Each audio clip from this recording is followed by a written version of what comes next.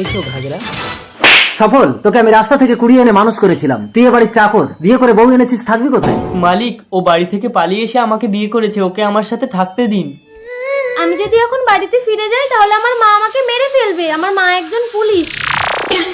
এত সুন্দর দেখতে, বউ মরার পর আমি একটা মেয়ে পাচ্ছি না বিয়ে করার জন্য, আর আমার বাড়ির চাকরে এত সুন্দরী একটা মেয়েকে বিয়ে করে আসলো, একে আমার চাই। ঠিক আছে, তুমি ঘরে যাও। আর সফল, হ্যাঁ মালিক। আজ কাল রাত্রি বউয়ের মুখ দেখতে নেই, আজ রাতে তুই আমার বাগান বাড়িতে চলে যাও, ওখানে আমার ছেলে একা থাকে। তুমি ভয় পেও না ঘাগরা, আমি কাল সকালেই চলে আসবো। ঠিক আছে।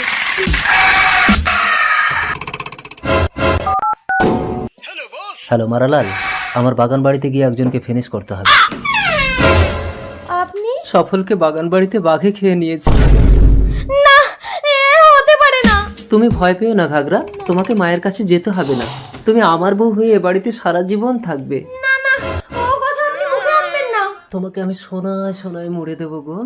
না, আমার স্বামী না থাকলে আমি এই জীবন রাখবো না, তবু আমার সতীত্ব হারাবো না। মেনে নাও সোনা। চলে যান। তুই যতদিন না আমাকে মেনে নিবি এই ঘরেই বন্দি থাকবি। বস, বাগান বাড়িতে গিয়ে মলটাকে ফিনিশ করে নদীতে ভাসিয়ে দিয়েছি। ওকে, চাকরটাকে ভালো করে মেরেছো তো মারালাল? Yes boss. এই নাও। স্বামী, বল আমার মেয়েকে বিয়ে করে কোথায় লুকিয়ে রেখেছিস, বল। মালিকের ঘরে। কোথায় তোর মালিকের ঘরে, আমাকে নিয়ে চল। মালিক, মালিক, এ কি সফল, তুই মরিস নে?